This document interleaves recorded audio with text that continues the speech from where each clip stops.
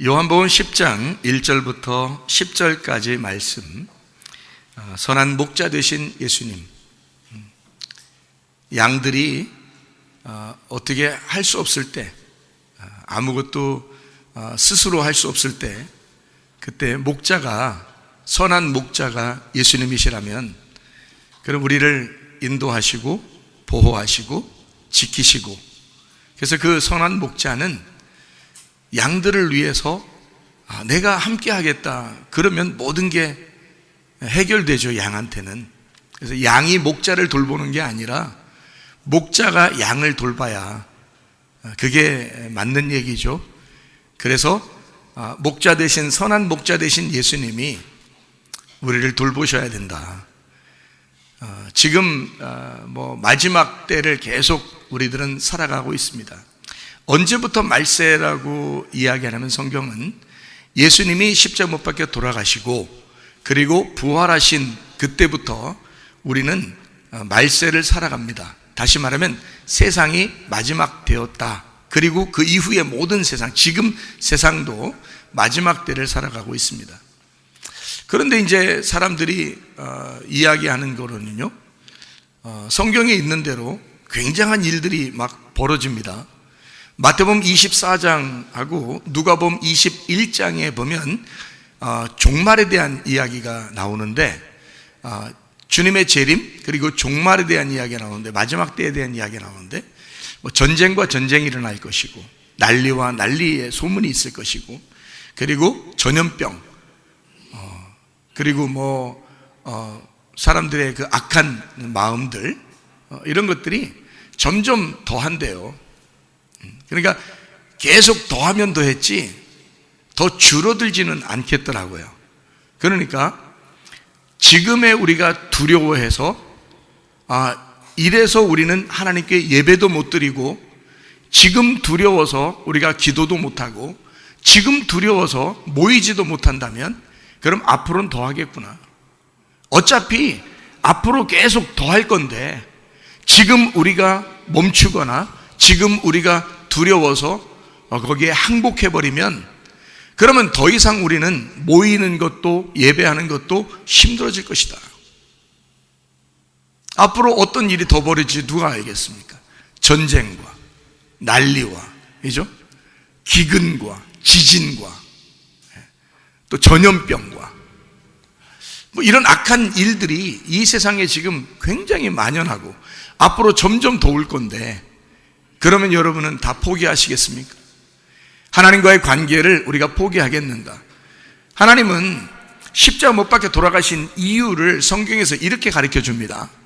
교회를 세우기 위해서 주님께서는 하늘의 미랄이 되셨고, 그리고 자기의 씨가 이 땅에 심겨져 죽음으로써 많은 열매를 맺겠다고 말씀하십니다. 다시 말하면 교회라고 하는 수많은 교회를 만들어 하나님의 백성들을, 하나님의 국민들을 만드는 거죠. 이것이 하나님의 목적이었습니다. 예수 그리스도가 십자가에 못 박혀 돌아가신 목적이 바로 수많은 교회를 통해서 하나님이 영광받고자 하는 것이었습니다.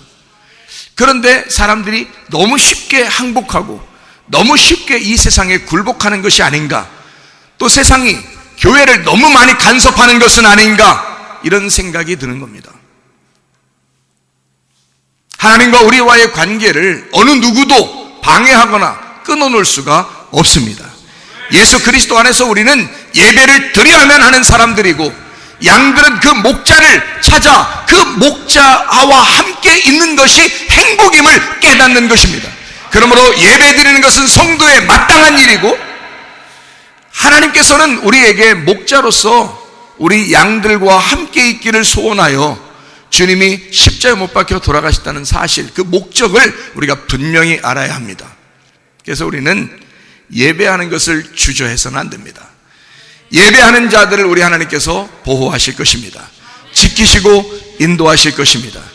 마지막 시대가 될수록 우리는 수많은 일들이 더 앞으로 생기겠지만, 그래도 주님을 찾는 자들은 더 찾을 것이고 주님을 구하는 자들은 더 구하게 될 것입니다. 이런 상황에서 주님을 만나는 주의 놀라운 은혜가 여러분에게 임하시기를 바랍니다. 하나님은 성경에 보니까 이런 원리를 가지고 있더란 말입니다. 어떤 원리를 가지고 있냐면 요한복음 10장에 이런 내용을 보면 어떤 원리를 우리에게 가르쳐 주냐면 이런 원리를 가르쳐 줍니다. 하나님은 먼저 도둑을 보냅니다. 그래서 훔치게 만들어요. 죽이고 멸망시키도록. 그래서 훔쳐서 죽이고 멸망시키는 거죠. 뭐냐면 영혼입니다. 영혼에 대해서 훔치고 죽이고 멸망시키러 도둑을 먼저 보냅니다. 성경에 보니까 도둑이 먼저 오게 되죠. 그 다음에 선한 목자 예수님이 오게 됩니다.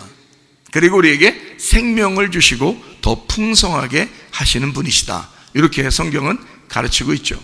요한복음 10장 1절부터 10절까지의 말씀입니다. 여기에서 하나님은 먼저 도둑을 보내셔서 우리를 죽이신다라고 되어 있는데, 이 죽인다는 말이요, 어떤 말로 되어 있냐면 헬라어로 디오라는 단어로 되어 있습니다. 이 디오라고 하는 단어가 어떤 의미냐면 달려들다라는 단어입니다. 달려들다, 거친 숨을 쉰다, 연기를 낸다, 제사를 드린다, 희생한다, 살해하다, 이런 말이거든요. 그러니까 먼저 와서 희생 제사를 드리게 한다라는 의미예요. 그러면 여러분이 생각할 때 도둑이 오면 희생 제사를 드리게 만드는구나. 그럼 그게 뭘까? 뭘 얘기를 하려고 그러는 거예요? 구약에 있는 제사들을 말하는 겁니다. 자, 잘 들으세요. 예수님이 이 땅에 오신 것은 구약의 제사를 이런 제사가 아니야, 그런 살인하는 희생제사가 아니야, 내가 그 제물로 와서 이 제사들을 다 완성할 거야, 그래서 오신 것이 예수님이거든요. 이런 제사들이, 구약의 제사들이 없었다면 예수님은 올 필요가 없었던 거예요.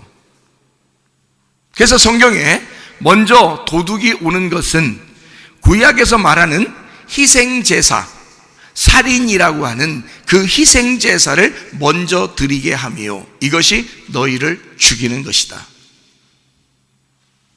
이 말입니다. 멸망시켜버린다라고 되어 있습니다. 도둑이 와서 먼저 멸망시킨다. 멸망시킨다는 말이 아폴루임이라는 단어를 썼는데 그 말은 완전히 파괴한다는 말입니다. 죽다, 잃어버리다. 아폴루임이라는 말 알죠? 잃어버린다. 주님께서 오신 것은 잃어버린 자들을 찾아서 구원하려 함이라. 누가복음 19장 10절에 말씀하는 얘기인데요, 그때도 아폴루임이를 썼습니다. 다시 말하면 죽어있는 자, 잃어버린 자, 멸망당한 자, 완전히 파괴된 자, 그런 사람들을 주님이 와서 구원하신다, 이렇게 말씀하는 거거든요. 그러니까 나를 죽이려면 뭔가가 먼저 있어야 된다는 거예요. 여기서 말하는 거는, 그래서 도둑이 먼저 온다는 겁니다. 그러니까 도둑이라는 말도 우리가 좀 다르게 봐야 되겠죠.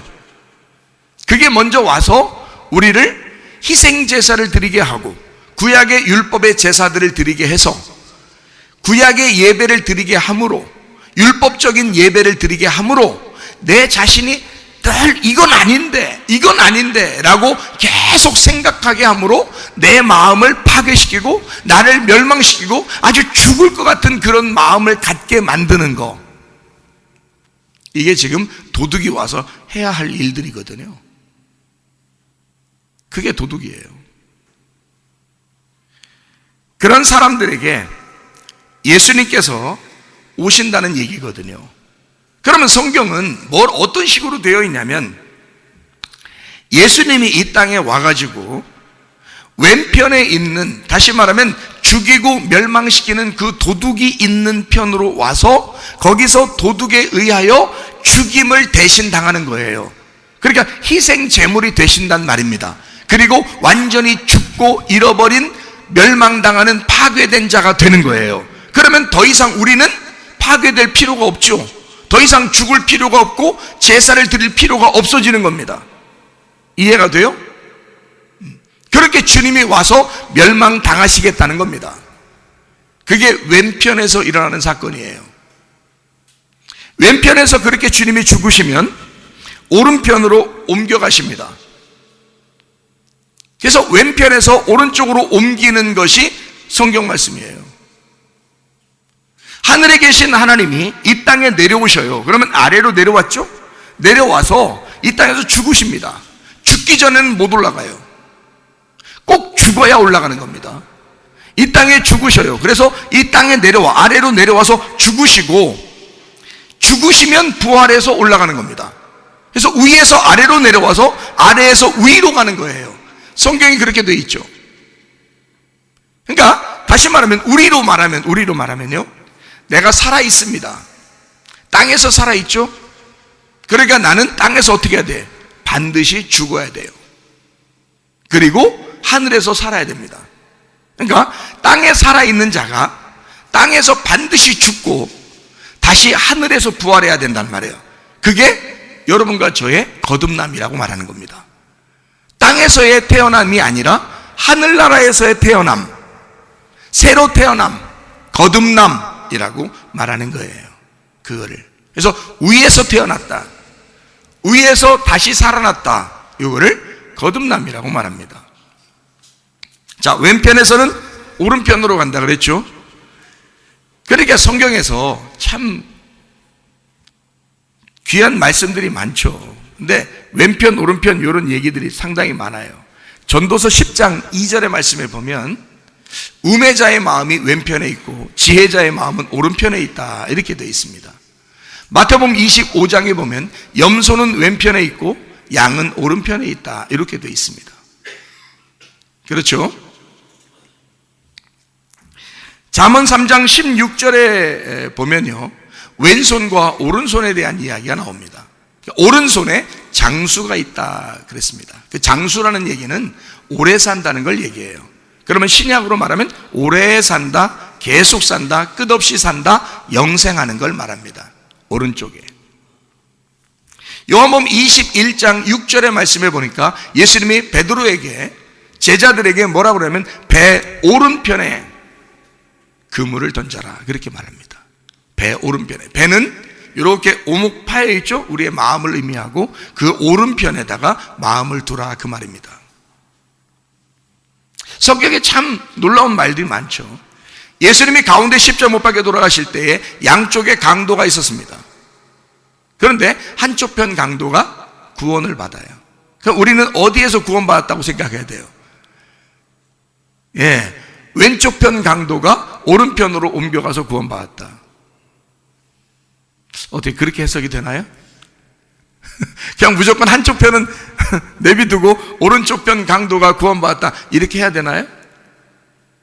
그게 아니고 예수님이 십자가 못 박혀 돌아가실 때 양쪽 편에 강도가 있었는데 둘 다 똑같은 강도예요. 둘 다 똑같은 죄인이라고. 근데 한쪽 편은 막 욕하게 돼 있어. 한쪽 편은 구원받게 돼 있고, 이렇게 돼 있는 거예요, 양쪽으로. 그럼 둘 다 누구를 말하는 거예요? 나를 말하는 거예요. 주님이 가운데서 우리를 중재하시는 겁니다. 왼쪽과 오른쪽을 중재하시는 거예요, 가운데서. 그래서 예수님은 가운데 매달려 돌아가시고 양쪽에 강도가 있었다. 한쪽 편 강도는 욕을 하고 한쪽 편 강도는 구원을 받더라. 그러면 이 두 개가 누구를 말한다고? 나를 말한다고. 그럼 나는 어디에서 어디로 옮겨가야 되는 사람이라고? 왼쪽에서 오른쪽으로 옮겨가는 사람이 돼야 된다고. 예수님이 십자가 못 박혀 돌아가시기 전에 예수님이 뭐라고 그러냐면요, 자기는 하늘로 다시 올라가야 된다, 그렇게 말합니다. 그리고 예수님이 돌아가시고 부활하셔서 어디로 가셨다고 성경은 기록하고 있어요? 하나님 보좌 오른편으로 가서 앉아 계신다라고 말해요. 그 앉아 계신다는 말은 일을 쉰다는 거예요. 일하고 있다는 얘기예요. 일을 쉰다, 그 말이에요.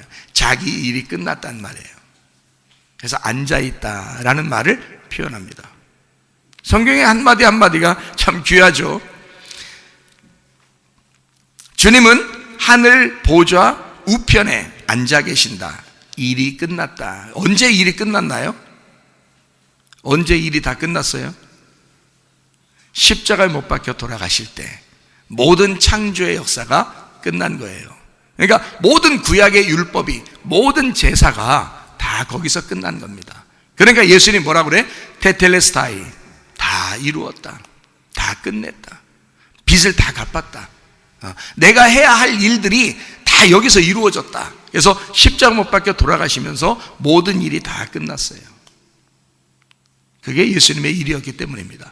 다 이루었다라는 말이 구약 성경에도 나오는데, 그 구약 성경에 다 이루었다는 말이 어디 나오나요? 창세기에 창조가 끝난 다음에 안식하실 때, 하나님이 안식하셨더라 할 때 일이 다 마치니 하나님이 안식하셨더라, 이렇게 되어 있죠. 일이 다 마쳤다 이 말이에요. 창조의 역사가 끝났다. 그리고 인류를 창조하신 우리 역사가 예수 십자가를 통해서 모든 죄악이 다 끝난 겁니다. 그 빚이 다 갚아진 거예요. 이제 여러분과 저는 어떻게 하면 생명을 얻을 수 있어요? 예수만 믿으면 되는 거예요. 예수만 믿으면 생명을 얻고, 예수만 믿으면 풍성한 삶을 살 수 있게 되어 있습니다. 이게 예수를 믿는 비밀이죠. 그 전에 예수가 다 끝냈으니까 그 예수를 믿는 거예요. 믿으면 다 이루어지는 겁니다. 근데 그게 진짜 믿어지느냐 하는 얘기예요. 그게 진짜 그리고 믿었으면 가만히 있을 수 있나요? 믿었으면 어디로 간 거예요? 왼편에서 오른편으로 옮겨간 거거든요. 그럼 하늘 보좌 우편에 앉아 있어야 되고, 우리는 이 땅에 수고를 쉬고 하나님의 일을 하기 시작해야 되는 거거든요. 그래야 이게 일이 끝난 거죠. 우리가 왼편에서 오른편으로 옮겨간 사람이죠. 믿지 않는 데서 믿는 사람으로 된 거죠. 믿음이 없을 때 우리는 죽을 수밖에 없는 사람이었고, 믿음이 생겨나면 바로 우리는 생명을 얻고 풍성한 삶을 살게 되어 있습니다.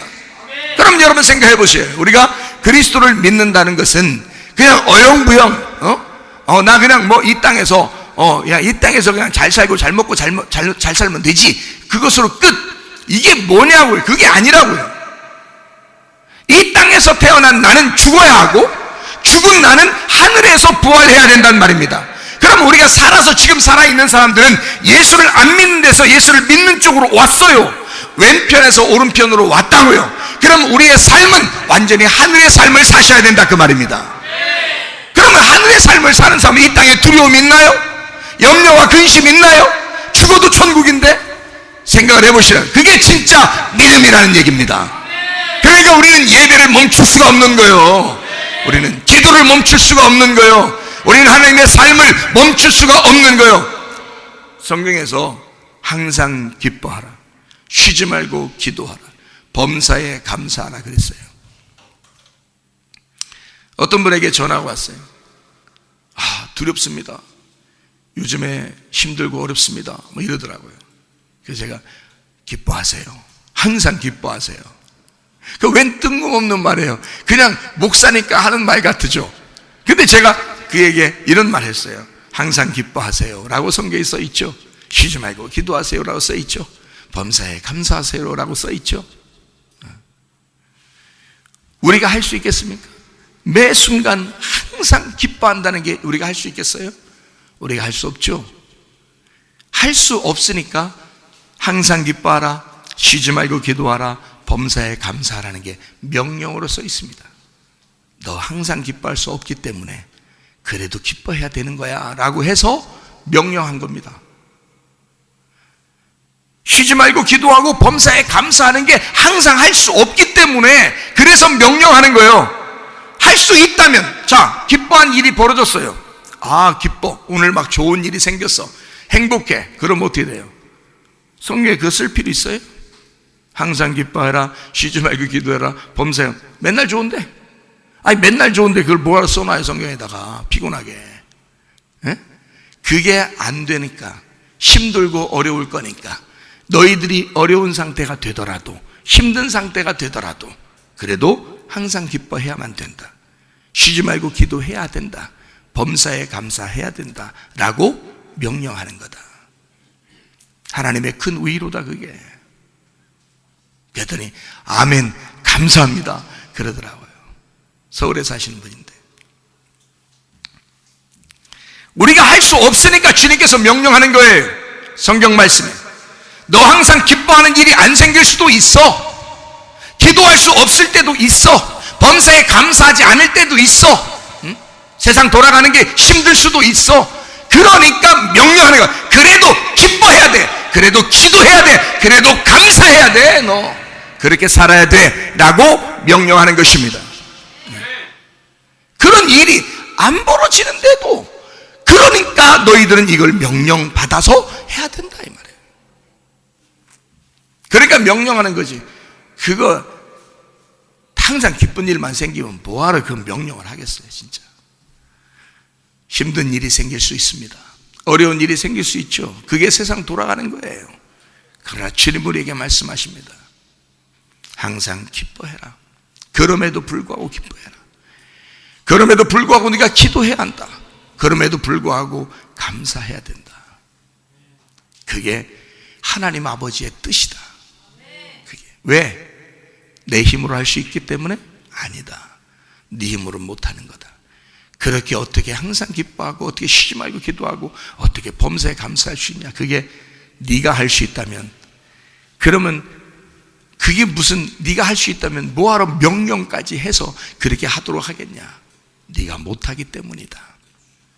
하나님의 성령이 네 안에 들어오셔야 돼. 하나님이 네 안에 들어오셔야 하나님이 그것을 하도록, 기뻐하도록, 기도하도록, 그리고 감사하도록 만드실 거야. 하나님이 들어오시면 가능한 거야. 그래서 명령까지 해놓은 겁니다. 성경에요. 그거 꼭 해야 된다고. 사람이 어떻게 꼭 해요? 힘든데. 근데 할 수 있대요. 왜? 주님이 들어오시면 주님이 하도록 만들 수 있다는 거예요. 그게 그 선한 목자만 오시면 가능한 것입니다. 선한 목자만 오시면. 요한복음 10장 1절부터 10절까지의 말씀에 도둑이 오는 것은 왼편으로 오겠죠. 주님 선한 목자가 오는 것은 오른편에서 오시겠죠. 그래 우리를 왼편에서 오른편으로 옮겨 놓겠죠. 그럼 왼편은 뭐겠어요? 어둠입니다. 오른편은 뭐겠어요? 빛입니다. 왼편은 뭐겠어요? 저녁입니다. 오른편은 뭐겠어요? 아침입니다. 저녁이 있으면 반드시 아침이 온다. 이게 하나의 날이다. 어둠이 있으면 빛이 온다. 반드시 오게 된다. 이것이 하나의 날이다. 이게 하나다. 너에게 슬픔과 고통이 오느냐? 반드시 기쁨이 다시 올 것이다. 이게 하나이기 때문이다. 무슨 말인지 아시겠어요? 슬픔과 고통이 반드시 오게 된다? 이건 코스니까 오게 된다. 그때 주님을 의지해라. 반드시 너에게 행복한 것이 오게 될 것이다. 영원히 행복하지 않을 것 같죠? 영원히 기쁨이 안 올 것 같죠? 영원히 힘든 일만 생길 것 같죠? 예수 그리스도를 의지하셔야 합니다. 이럴 때일수록 예수를 의지하셔야 된다 그 말입니다. 그러면 주님께서 우리에게 우편에 앉아 계신 주님이 나를 받아주시면 되는 거고요, 나를 만나시면 되는 겁니다. 그럼 우리가 왼쪽 편 강도에서 오른쪽 편 강도로 옮겨가는 거죠. 죽음에서 부활로. 이해가 되시겠습니까? 이 땅의 시간에서 영원한 하나님의 시간으로 우리를 옮기신다. 땅의 삶에서 하늘의 삶으로 우리를 바꿔놓을 것이다. 안 믿는, 내가 그렇게 안 믿어지는 그런 마음에서 믿어지는 마음으로 바꿔놓을 것이다. 질병과 고통에서 주님은 우리를 치료하시고 회복시키실 것이다. 이런 말세에 일어나는 모든 지진과 기근과 전쟁과 난리의 소문과 전염병에서 우리를 반드시 건지시고 회복하실 것이다. 이게 선한 목자가 하시는 일이에요. 그러니까 한마디로 말하면 양이 이거 진짜 나 이거 고통에서 벗어나게 해 주실까? 라고 걱정하는 것보다 곱하기 100, 1000을 선한 목자가 먼저 걱정하셔요. 이해하시겠습니까? 그 주님을 의지하라고요. 그 주님을 의지하라고. 우리는 여러분과 저는요, 아무것도 할 수 없어요. 여러분, 아무것도 할 수 없는 일들이 수두룩합니다. 앞으로 내가 손을 댈 수 없는, 아무것도 손으로 내가 할 수 없는, 내 노력으로는 가능하지 못한 수많은 일들이 앞으로 펼쳐질 것인데, 여러분이 할 수 있는 것을 여러분이 뭐 막는다고, 여러분이 뭐 한번 지켜본다고, 여러분이 어떻게 한다고 그게 가능할 것 같습니까? 그렇지 않아요. 하나님이 여러분에게 은혜를 베풀어 주셔야 됩니다. 하나님이 여러분을 지켜주셔야 합니다. 그래서 우리가 살아가는 거예요. 그러니까 예배를 포기할 수 없단 말이에요. 우리는 그 하나님에게 그 삶이 우리에게 가장 아름다운 삶, 그게 가장 우리에게 최고의 삶이기 때문에 그래요. 그게 예배입니다. 우리는 예배를 위해서 태어난 사람들이에요. 예배를 위해 거듭난 사람, 예배를 위해 하늘로 다시 위에서 태어난 자들이란 말이에요. 그런데 우리가 이 세상의 억압을 통해서, 이 세상의 억압이 나를 억압할 수 있는가? 그럴 수 없습니다. 우리는 진리 안에서 자유한 자들이 되어야 됩니다. 진리 안에서 자유한 자들은 요한복음 8장 32절 말씀처럼 말해요. 진리를 알지니 진리가 너희를 자유케 하리라. 그 진리가 누구예요? 말씀이신 예수님이십니다. 말씀이신 예수님이 우리를 자유케 한대요. 그러면 그걸 의지하고 믿어야죠. 우리는 예수 믿는 사람들이니까. 도둑이 온다고 겁을 낼 필요 없다. 우리가 해결하라고 성경에 쓰여진 것이 아니다. 우리는 여전히 똥을 싸고, 우리는 여전히 죄를 짓고, 여전히 허물이 많고 실수하고 범죄하는 자들이나, 주님께서 오셔서 우리의 기저귀를 갈아주시고, 아기가 태어나서 맨 똥만 싸는데, 오줌만 싸고 똥만 싸는데 아기가 스스로 할 수가 없어. 스스로 할 수 없는 걸 내가 할 수 있는 건 내가 해야죠. 아니, 옆에 쌀이 있고 그릇이 있고 뭐 밥통이 있고 이런 밥통, 이게 있으면 아니 내가 해 먹으면 되죠. 가만히 쳐다보면 눈으로 쫙 째려보면서 밥이 되거라, 밥이 되거라, 그리고 입으로 들어오거라, 입으로 들어오거라, 이렇게 하지는 않지 않냐 이 말이에요. 내가 할 수 있는 건 해야죠. 그러나 내가 할 수 없는 건 누가 담당해 주셔야 돼. 마치 아기가 똥 싸고 오줌 싸고 기저귀 갈아달라고 그냥 좀 힘들어, 자기도 힘들어, 그게 오래 냅두면 안 갈아주면 아기도 불편해한단 말이에요. 그래서 울어요, 불편해서. 그리고 배고프면 어떻게, 아기가 스스로 뭘 먹을 수 없죠. 그러니까 울어요. 아기가 할 수 있는 거라고는 우는 것밖에 없어요. 그런데 희한하죠. 아기가 딱 울리면 말해요. 엄마 아빠가 금방 합니다. 배고파서 우는구나. 그리고 똥 쌌나 봐. 그러죠? 금방 알아요. 똥 쌌나 봐, 기저귀 갈아줘. 배고픈가 봐, 우유 줘. 줬죠. 그죠? 네. 그러면 보세요. 이거 누가 할 수 있어? 아기는 스스로 그걸 못해. 그럴 때는 엄마 아빠가 다 해줘야 되는 거예요. 엄마 아빠가. 자기가 못하는 거는 엄마 아빠가 다 해줘야 돼. 자기가 할 수 있는 건 자기가 해야지. 근데 자기가 못하는 게 있어. 여러분, 어떤 병이 걸렸어. 사람이 못 고치는 게 있어. 그거 누구한테 맡겨야 돼? 하나님께 맡겨야 돼. 전염병이 갑자기 돌아. 아니, 이거 사람이 막을 길이 없어. 물론 조심하는 건 조심해야 되겠죠, 자기 스스로. 그런데 사람이 막을 방법이 없다라고 하는 것들이 앞으로 수두룩하게 나올 거 아닙니까? 그럴 때는 어떻게 해야 돼? 하나님이 지켜주셔야 돼. 하나님이 보호해 주셔야 돼. 하나님이 가려줘야 돼. 이거를 내가 못하는 거니까 하나님이 가려줘야 돼. 예를 들어 전쟁이 일어났는데 갑자기 핵폭탄이 터졌다고 생각해보세요. 지구를 막 몇 개나 그냥 뒤집어 엎을 만한 핵폭탄이 지금 많다는데 말이에요. 에? 그럼 전쟁이 일어났어. 아니 진짜 미친 척하고 어떤 놈이 핵폭탄 하나 터뜨려 버리면요, 그냥 순식간이야. 그냥 번쩍, 그냥 빛이 번쩍 나네. 예수님 오셨나래. 번쩍, 그러면 그냥 사라져, 다 인간이. 그냥 뭐 나 죽네, 뭐 아프네, 뭐 이런 게 아니야. 그냥 번쩍 하는데 그냥 사라져버려, 도시가. 그냥 한순간에 그냥 빛이 번쩍 하는데 그냥 없어. 이미 천국 아니면 지옥 가 있어. 여러분, 사람이 할 수 없는 것들이야. 그거 어떻게 막아요?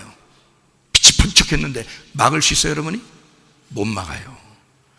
사람이 잘못해서 일부러 사람들이 파괴시킬 때도 우리들은 그냥 당해야 되는 사람들은 아무것도 못하는 경우가 있단 말이에요. 그럴 때 누가 막아주셔야 돼? 누가 우리를 인도해 주셔야 돼? 선한 목자가. 양들이 할 수 없을 때, 아무것도 할 수 없을 때 선한 목자가 와서 우리를 인도해 주셔야 돼요. 이해가 되시겠습니까? 땅에서 하늘로, 지옥에서 천국으로, 육에서 영으로, 죽음에서 부활로, 어둠에서 빛으로, 저녁에서 아침으로, 왼편에서 오른편으로 우리를 옮기시는 그 주님을 우리는 따라가야 하는 것입니다. 주님이 왼편에 오셔서 죽으셨으니 더 이상 우리 보고 왼편에 살지 말라는 거 아닙니까? 주님이 오른편으로 가시니 우리 보고 오른편으로 오라는 거 아니에요.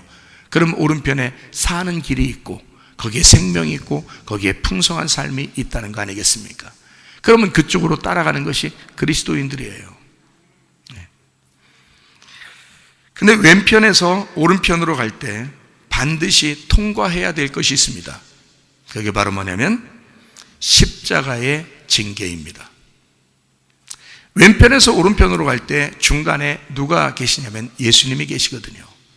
그 예수님이 십자가를 지시고 죽으셨단 말입니다.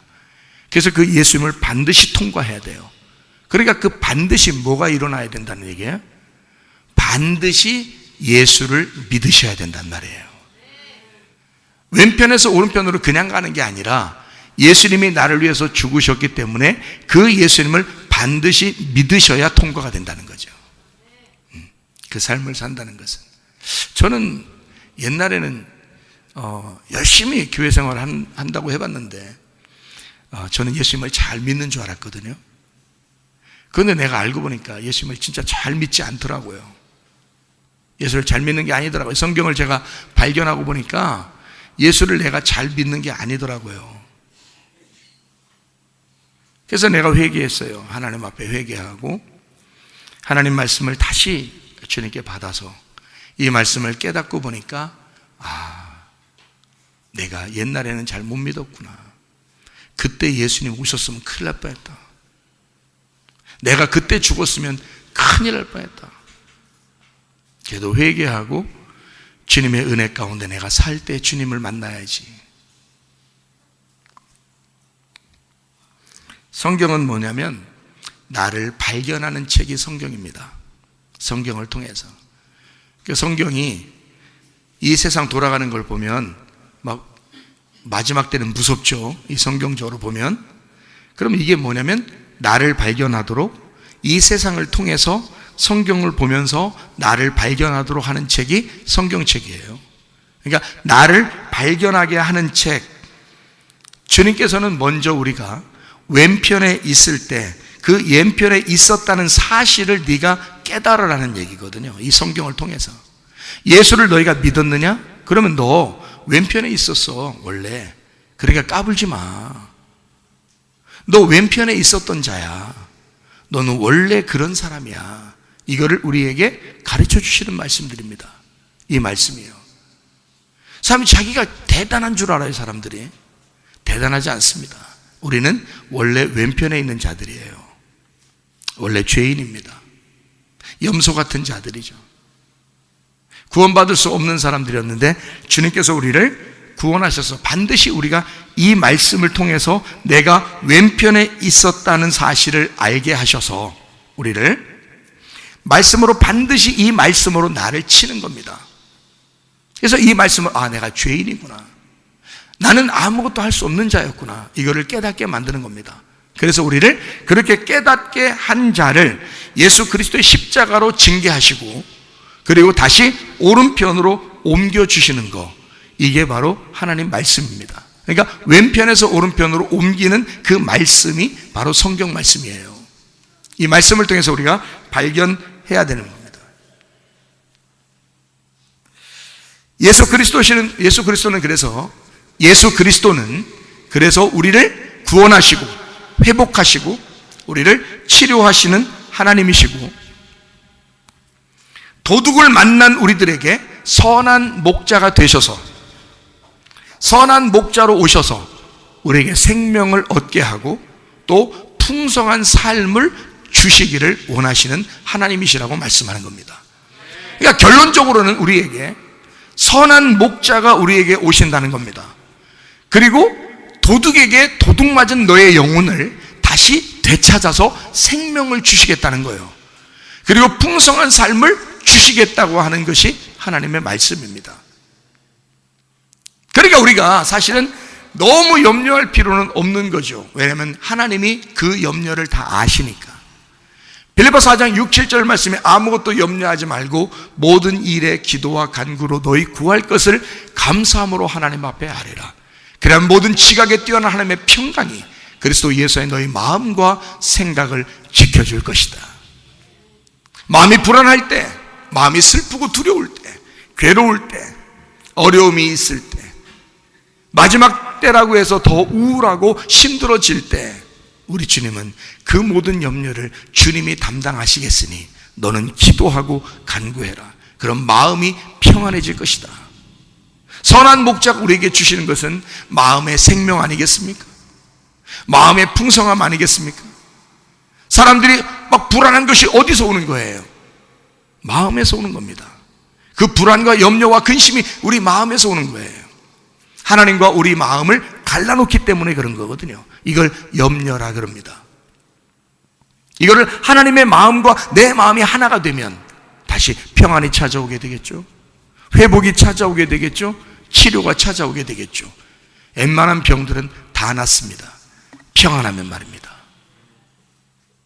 이해가 되십니까? 사람이 이 세상 살 때 너무 불안하고 힘들기 때문에 무슨 문제들이 자꾸 생기거든요. 잠도 안 오죠. 먹는 것도 힘들어지죠. 막 우울하죠.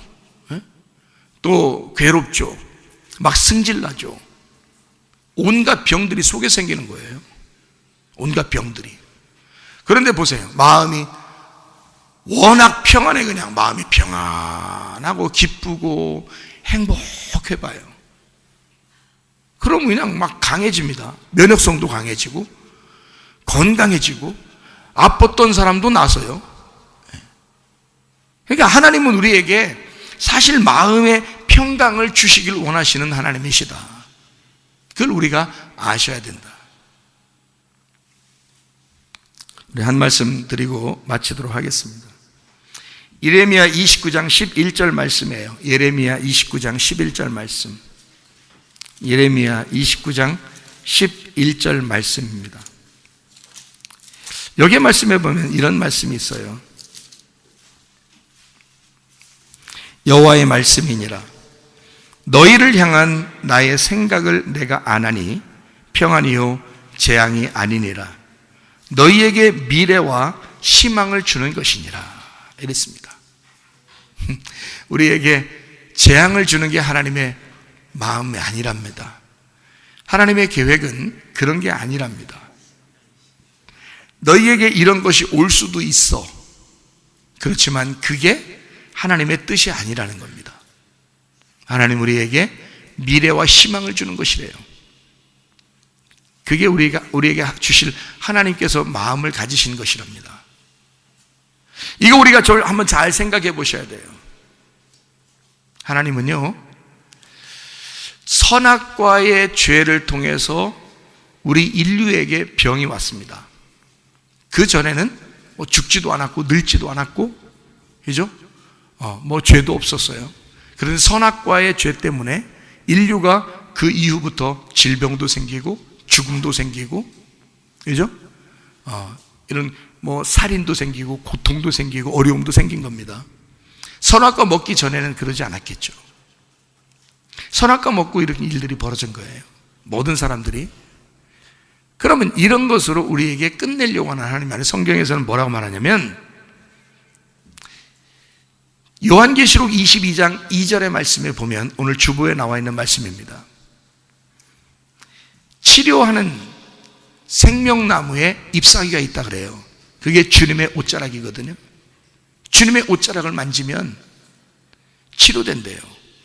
다시 말하면 치료하는 생명나무를 우리에게 준비해 놓으셨다는 얘기입니다.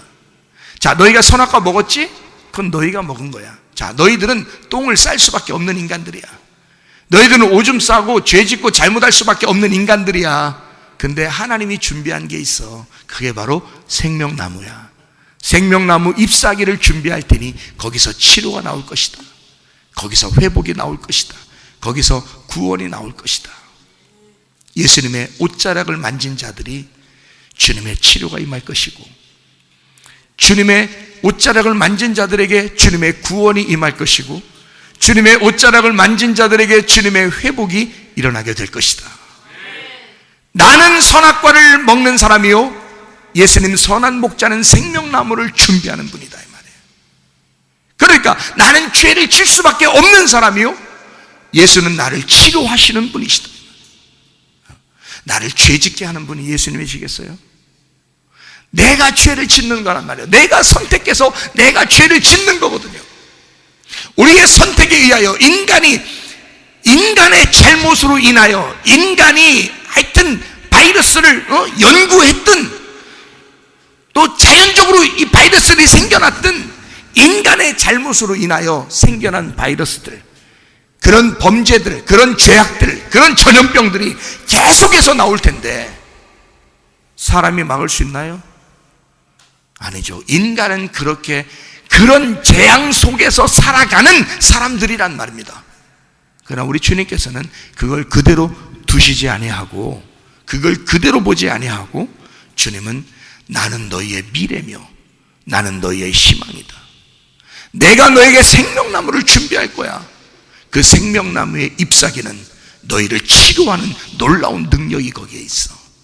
예수 그리스도의 그 옷자락에서 흘러나오는 그 하나님의 사랑, 그 하나님이 우리를 사랑하시겠다고 결심하는 그 치료, 그 회복, 그것이 생명나무에 있었다.